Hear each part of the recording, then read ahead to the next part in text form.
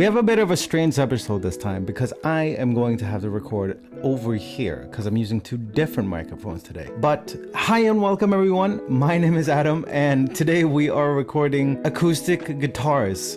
And this is a really interesting episode. And yes, I know it's going to shift a bit from left to right, but that is intentional. So I've set up this entire microphone setup right now so we can try out a couple of different things that is going to make sense for you not a lot later, but a little bit later. Now, when I was 16, when I was in my teenage years, I was always kind of like in the mentality of like, I listen to everything, but I don't listen to country.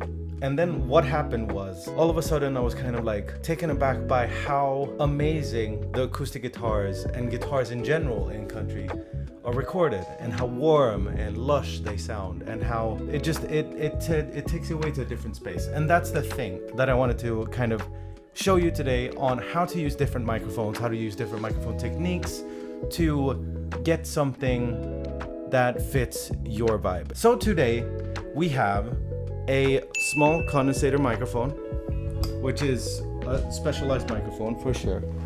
We have a large diaphragm microphone, and that's about it. And we're gonna do a couple of different microphone techniques, and they're gonna sound a bit different. And I'm gonna move between them so you get that weird layer stereo field as well, which you might be noticing right now. But yes, so that's what we're gonna do. Then I'm gonna show you in Soundtrap how to set it up also. So for the time being, I'm just going to record between these two, and that's it.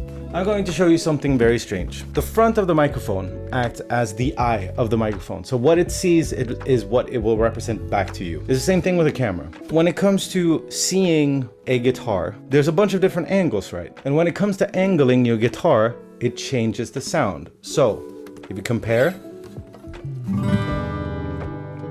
two,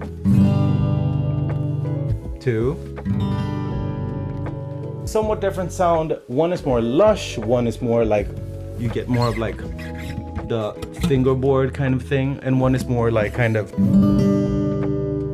I would say that is probably the boxiest version that you can get. That was a large diaphragm microphone. Let's see the small diaphragm. So now we're on this small microphone right here. What the small diaphragm microphone can do, and this one specifically, is because it is way more directional. You will be able to get more directional with it. So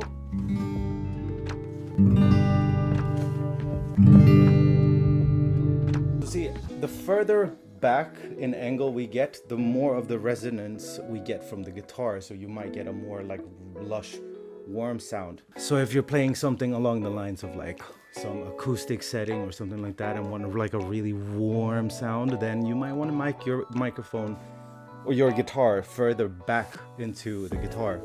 So because this is where the guitar resonates. For more advanced techniques, and this is also something that guitars do very well, or guitar recordings do very well in country, is setting up a stereo field. Now, you only have one guitar, but you want it to be as wide as possible.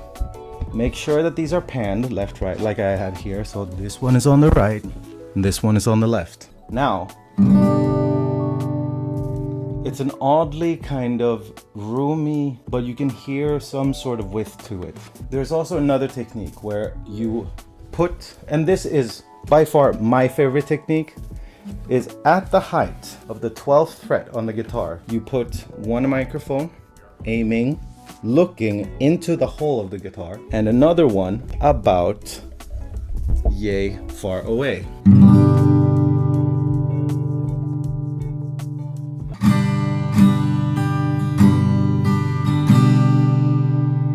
So we have a little bit of the early reflections, so it kind of puts the guitar on the right side, which this microphone, this one right here, is on. And the room mic picks it up a little bit further away, giving you a little bit more of that roomy feeling. In the stereo field, then, you would look at it you would hear it coming from the right, because that's the first mic that is going to pick it up. Because when it comes to direction, timing is everything. So if you hear it here, it'll be way closer and sound coming from there. Although this one is also listening. So if I move over here, you'll hear it in the left. So yeah, that is how stereo miking works. You can do this in multiple different ways. I've experimented with this for ages. I did this during university. We set up however many mics. I mean, obviously, if you don't have it at your disposal, I understand. But you can do this if you have 1 or 2 mics. Just borrow one from a friend maybe. Having this recorded like this now. Let's jump into Soundtrap, let's record a track, and then let's process it so you can see what I'm doing. So now we have 2 microphones set up in Soundtrap. And here we have one on the left, which is what I'm doing now, and one on the right. So this is where you set your panning. So now,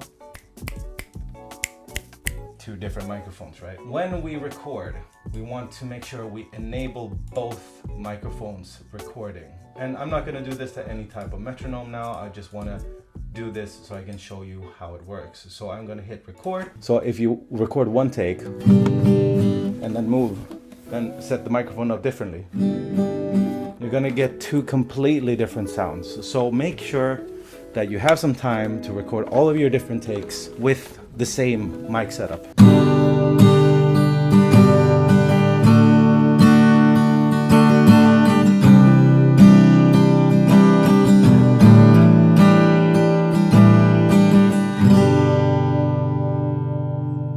So there we have it. That was the first recording. We're gonna pause this recording now, and here we can see the audio files. Now that we have both of these takes, we can listen to the different microphones and how they were set up. Versus there's a lot more sharpness going on in the first one. So there's multiple different ways of doing this. And I will do a very quick 1 chord play of all of these different setups to put at the end of this video so you can compare and see which one you like the best. Once you process these, I like to put the most glittery one front and center, and then the other one I can kind of like put either the small one, the glittery one, the one with the most high end, which is the small one at this case. So if we listen to it, I'm going to lower the volume a little because it is a bit loud compared to. Actually, that one sounds a bit more glitterier, but the thing is, it's a bit further away, so you can tell from that. A more full range, maybe, let's say. I'm going to put that one right off to the left right now, so you can hear it. But I'm also going to use this one and put it all, like, yeah, quite far to the right.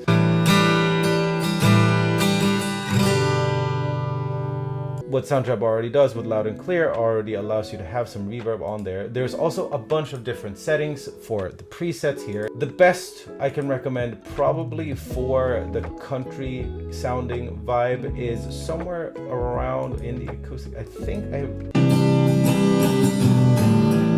So that's for the room, right? So we have the effect here, we have a medium room. I would change this to big plate.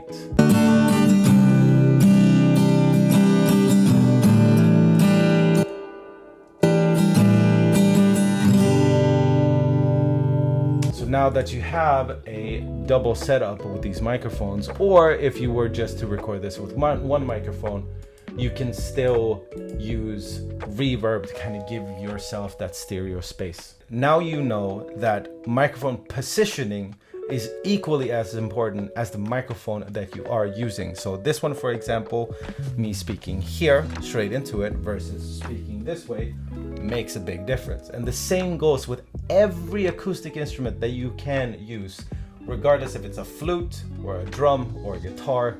All of them make a difference. So make sure that you try out a couple of positions on your guitar to see where you like it the best, because that is what matters. Let's get into using all of these microphones one last time and putting them on different miking techniques and telling you what they are. So let's go with that. Now I have merged these 2 microphones.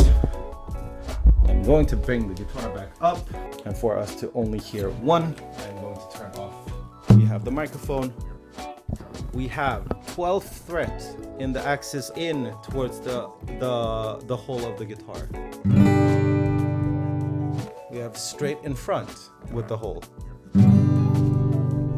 We have on the resonating side of the guitar. We can also do, actually, further away, straight into the hole. And that, everyone, was with the small microphone. The small diaphragm microphone. Now let's do it with the large diaphragm microphone. Same setting, 12th fret into the hole. Straight in front. Resonating side. 1 meter distance. All of these different sides matter. And you know what? The best part is you only have to do this experimentation once, and then you know which one you like the best. With all of that said, everyone, thank you so much for watching. This was a very strange episode, I understand. I was trying to do the best setup for you so you could hear the difference and understand what was going on. But with all of that said, I want to thank you. Have a great day, and I'll see you in the next one. Peace.